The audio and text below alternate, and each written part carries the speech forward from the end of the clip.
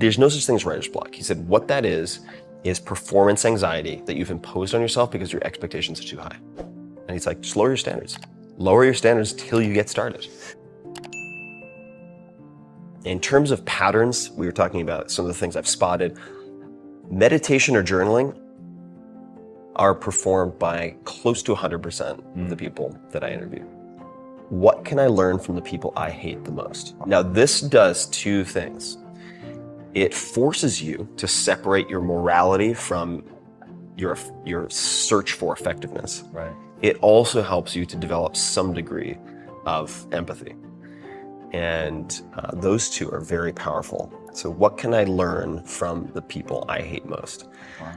Is a very, very useful practice. So I'll journal on that very often. Are you being busy or are you being productive? What makes you angry was one of the key pieces of advice that I was given by a writer named Poe Bronson. When I asked him, what do you do when you have writer's block? He said, what makes you angry? Or just write that. Copyright your faults. And of course there are weaknesses you should address, but then there are flaws that can be converted into strengths. So I think that's another way to catalyze creativity or just creating anything, is to realize that some of your biggest flaws may in fact be assets.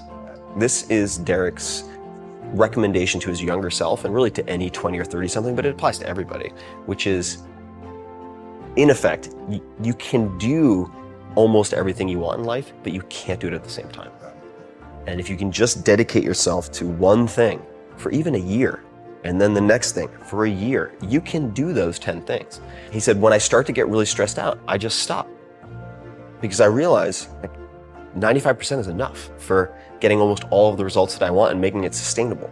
The impact that I want to have on the world right now would be creating a benevolent army of super learners who test the impossibles. Are you hunting antelope or are you hunting field mice? And the story he would tell is that of a lion in the Serengeti. He's like, if you're always chasing field mice as a lion, you'll get a snack, you might even survive, but you might end up starving because you're getting these little Scooby snacks, and that's not his words, mine, that make you feel good and give you the illusion of accomplishing something real. And for me, that's translated into, are you being busy or are you being productive? Yes. So copyright your faults. This is from Dan Carlin. But copywriting your faults. Dan was a radio guy before he was a podcast guy. And he was constantly getting criticized because he would go into the red. He would shout and he was really loud and he'd go up and he'd peak and drive all the audio people crazy. And then he'd get really low and whisper and they're just like, dude, come on, you're killing me here. Making my job really hard. And his supervisors at the time, they're like, look, kid, what people want is this like deep, dignified baritone voice for the radio. I don't have a voice for radio, so I can't do it. Later on, he had such a distinctive voice that people started complimenting him. And he's like, okay. So now this so-called weakness that he was unable to fix, so he didn't fix it. Not only that, but he avoided fixing it by having the intro guys. The guys would be, please welcome, or please enjoy, blah, blah, blah, Dan Carlin. And he'd say, he shouts, he whispers, or something like that. He had the intro guy do a caveat so that he didn't have to change his personal style, which later then became this huge asset. And his term is copyright your faults. He's like, now if someone imitates me, he's like, that's my jam. He's like, that's my shtick. And so that could be a question you ask, right? How might some of my biggest weaknesses be strengths or assets? I think that's a very useful question to journal on, and which I tend to do just about every morning, is freehand journaling in what are called morning pages. But talking about creativity, morning pages we should talk about. Julia Cameron describes them as spiritual windshield wipers. And the way I would translate that is, when you do morning pages, and you might just be complaining, like your lesser self, your worst self coming out on pages, just bitching and moaning, is you get that out of your system for the day. So you don't have it ricocheting around your head like a stray bullet for the rest of your waking hours, interrupting everything else. You just trap it, you freeze it on paper. And that practice has been tremendously liberating.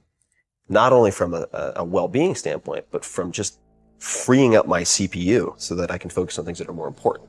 Because if I have all that, like, God, that guy and the dad and the dad, like I should have said bye, like all that bouncing around all day, it's like you have antivirus software just slowing down your, why is it so slow? It's like, yeah, because you're thinking about these stupid grudges that you're holding against people for trivial bullshit. Like, who cares if the guy at Starbucks bought the last thing of cashews, you idiot? Like, Ferris. Deeply troubled. Yeah, like Ferris pulled together. So if I get it on paper though, I'm like, okay, I've dealt with that. Now, in the book, you encourage people to bounce around. What's one thing that you hope nobody skips? So the book's broken into 3 sections. You have healthy, wealthy, and wise, which is a nod to Ben Franklin.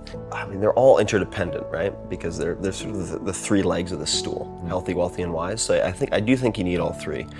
So Derek Sivers is this like programmer monk, philosopher king startup entrepreneur who started CD Baby, which was the largest marketplace for independent musicians at the time. Sold it for, I think, $24 million. But he and Seth Godin, I think, are 2 examples of people who are very good at genuinely, in real life, following contrarian rules that work exceptionally well. So Derek has a couple of one-liners that I think are really fantastic. So I'll give you a few. One is, if more information were the answer, we'd all be billionaires with 6-pack abs. That's a good one, right? And you just absorbing, not even absorbing, just reading and watching and listening to more isn't enough. Like, you have to apply it. You have to use incentives.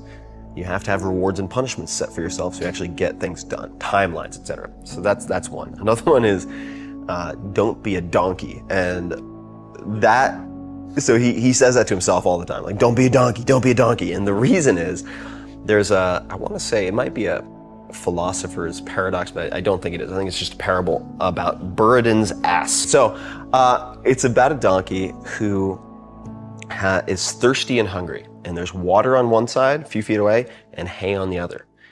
And he can't decide whether to do the hay first, or the water, the hay or the water, and he dies of thirst at the end of it. He couldn't do them sequentially. So this is Derek's recommendation to his younger self, and really to any 20 or 30 something, but it applies to everybody, which is, in effect, you can do almost everything you want in life, but you can't do it at the same time. And if you can just dedicate yourself to one thing for even a year, and then the next thing for a year, you can do those 10 things. But if you try to do all 10 at once, you're gonna be Buridan's ass. Should I do this? Should I do this? Or should I focus on this? Or should I focus on this? So don't be a donkey.